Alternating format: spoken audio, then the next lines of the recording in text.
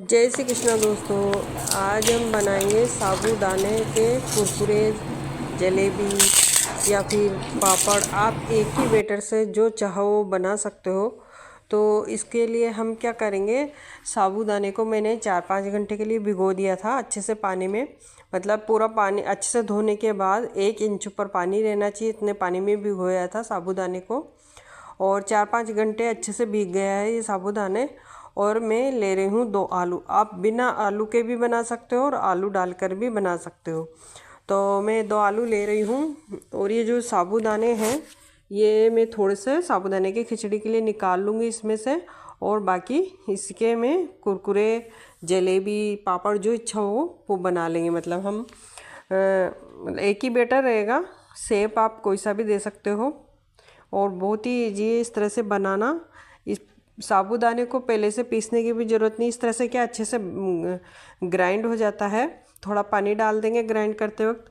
और जो बाकी का साबूदाना बचा है वो मैं साबूदाना खिचड़ी में काम लूँगी, क्योंकि उसमें भी मैं भिगो के ही बनाती हूँ। तो इस तरह से स्मूथली पेस्ट बन गया है साबूदाने का। और अब हम क्या करेंगे, इसको छान लेंगे। या तो आप आलू मिला के एक बार और घुमा लें, या फिर अगर जार में अगर नहीं आता तो फिर पहले इस पेस्ट को छान लेंगे। फिर हम जो आलू हमने कट किए उनको भी ग्राइंड कर लेंगे। तो इस तरह से आलू साबूदाने के जो पापड़ कुरकुरे बनाए जाते हैं ना, बहुत ही क्रिस्पी बनते हैं। और साबूदाना बिल्कुल स्मूथली हो जाता है ना, तो बहुत ही क्रिस्पी हो जाता है। तो इस पेस्ट को हमने छान लिया है। और जो मोटा मोटा था उसको हम जार में डाल देंगे वापस। और इसी में हम अब जो आलू कट करके रखे ना वो भी डाल देंगे। और फिर इनको ग्राइंड कर लेंगे। पीसते वक्त अगर पानी की ज़रूरत है तो ही पानी डालें, नहीं तो इस तरह से ही पीस जाएगा। तो अब मैं इसी जार में इनको आलू को भी पीस के फिर छलनी से वापस से हम छान लेंगे।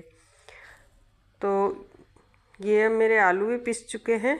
अगर कुछ मोटा मोटा रह जाता है इसमें तो फिर एक बार और उनको डालकर मिक्सी में घुमा लेंगे। छानने से क्या होता है ना, जैसे हम कुरकुरे बनाएंगे या फिर जो जलेबी कुडले बोलते हैं, जिसको महाराष्ट्र में पता नहीं किस नाम से बोला जाता है मुझे, लेकिन उससे जलेबी की तरह बनाएंगे तो आसानी रहेगी।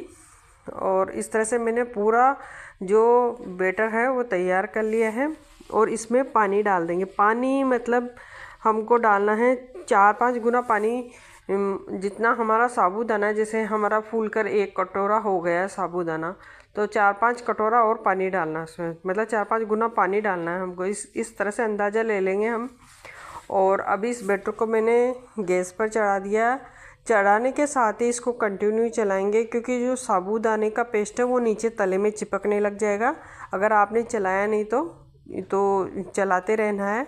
और अब इसमें चलाते हुए मसाले डाल देंगे। तो मसाले में मैं डाल रही हूँ लाल मिर्च पाउडर। अगर व्रत के लिए बना रहे हैं तो अगर लाल मिर्च पाउडर नहीं खाते तो काली मिर्च पाउडर डाल लें। और थोड़ा मैंने जीरा डाला है।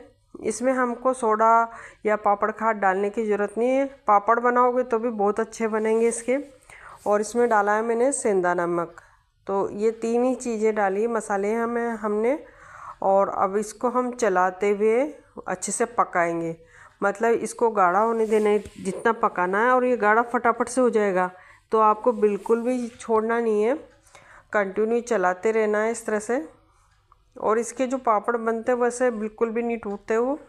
और ये गाढ़ा हो चुका है, मतलब 10 मिनट में तो काफ़ी अच्छा गाढ़ा हो जाता है। इस तरह का हो गया है। तो मतलब जैसे और ठंडा होगा थोड़ा और गाढ़ा हो जाएगा। तो मैंने गैस बंद कर दिया है। और अब हम बनाएंगे इसकी कुरकुरे, पापड़ जो भी बनाना है। तो इसके लिए हम क्या करेंगे, थोड़ा सा बैटर को निकाल लेंगे पहले और बाकी को ढक देंगे। फिर क्या होगा ना, बिल्कुल अगर ठंडा हो जाएगा तो हमको कुरकुरे बनाने में दिक्कत आएगी। तो इसको हम ढक देंगे। और इस बैटर को हम बनाएंगे तो इसके लिए मैं ले रही हूँ एक पॉलीथीन। ये मैं ले रही हूँ फॉल वाली जो थैली आती है ना, साड़ी का फॉल लगाया जाता है वो वाला है। आप कोई सा भी ले सकते हो, जैसे कि आप दूध की थैली ले सकते हो या फिर आप नमक की थैली ले सकते हो। किसी से भी एक थैली लेके उससे बना सकते हैं। और एक प्लास्टिक की सीट मैंने धूप में बिछा दी है बालकनी में ही। चाहो तो आप अंदर भी बिछा सकते हो, हल्की धूप जहाँ भी आते हैं आपके घर में वहाँ पर बिछाकर इनको बना सकते हो। तो ये मैंने पूरी तैयारी कर ली है और अब हम वो बैटर को थैली में भर लेंगे और उसके बाद हम बनाना शुरू करेंगे। तो अभी मैंने कट नहीं किया है कोने पर, अभी थोड़ा कट करूँगी मैं अभी। तो उससे क्या होगा ना, अच्छे से हमारे कुरकुरे बन जाएंगे। और जितना आपको मोटा बनाना उतना मोटा, जितना पतला बनाना उतना पतला बन जाएगा ये। और इस तरह से अब इस बैटर को हम भर लेंगे थैली में। ये मैंने थैली में भर लिया है। ज़्यादा गरम गरम ना ले, थोड़ा ठंडा कर करके ही थैली में डालें, नहीं तो फिर क्या होता है ना, ये प्लास्टिक रहता है तो वैसे भी गर्म चीज़ प्लास्टिक में नुकसान करती है। और अब हम थोड़ा कट कर लेंगे इसको। तो इस तरह से चेक कर लेंगे आपको जितना भी चाहिए। आपको जलेबियाँ बनानी हैं तो उस हिसाब से। तो अब मैं बैटर को बिल्कुल इस तरह से चलाते हुए गोल गोल घुमाते हुए बना लूँगी। बहुत ही स्मूथली बन जाएगी, कितनी आसानी से बन रही है आप देख रहे होंगे ना, क्योंकि मतलब प्रॉपर पका हुआ है बैटर एक तो, और इसका मतलब कंसिस्टेंसी भी बिल्कुल सही है, मतलब ना तो पतला है ना गाढ़ा है। तो इस तरह से ये आराम से हम बना लेंगे। कुरकुरे भी इसी बैटर से बना लेंगे, और चाहो तो आप पापड़ बना लो पूरा इसको इस तरह से शेप ना देकर चम्मच की मदद से पापड़ बन जाएंगे। तो एक ही बैटर से हम कितनी ही चीज़ें बना सकते हैं, बहुत ही आसान है बनाना। तो मैं ये बना रही हूँ कुरकुरे, क्योंकि बच्चों को कुरकुरे खाना ज़्यादा पसंद होता है ना इस तरह का। तो मैं कुरकुरे भी बना रही हूँ इससे चलाते हुए।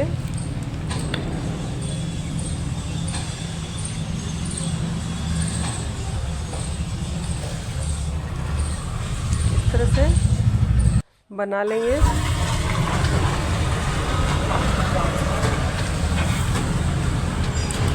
और ये सारे मैंने कुरकुरे पापड़ बना लिए हैं। जलेबियाँ भी इस तरह से बन गई है और ये शाम तक इस तरह से सूख गई है, इस तरह से सूख गई है शाम तक। तो थोड़े आपको लग रहा होगा ना बहुत ही ज़्यादा पतला हो गया, ऐसा कुछ भी नहीं है। जब इसको हम फ्राई करेंगे ना तो वापस से फूल जाएंगे।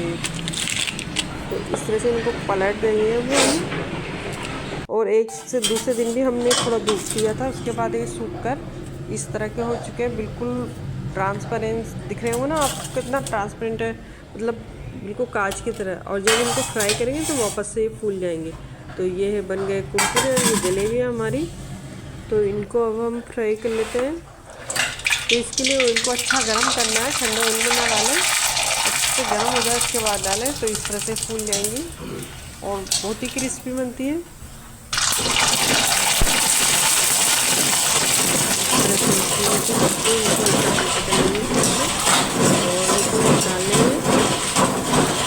इस तरह से मैं कुरकुरे भी फ्राई कर लूँगी। दोस्तों अगर आज की रेसिपी आपको पसंद आ रही है थोड़ी सी भी, तो प्लीज़ लाइक ज़रूर कर दीजिएगा। और ये कुरकुरे भी मैंने फ्राई कर लिए हैं, कितने अच्छे दिख रहे हैं ना। तो बहुत ही अच्छे लगते हैं, बच्चों को भी खाने में, बड़ों को, बच्चों को, सबको बहुत पसंद आता है। तो रेसिपी को ज़रूर से ट्राई करें आप।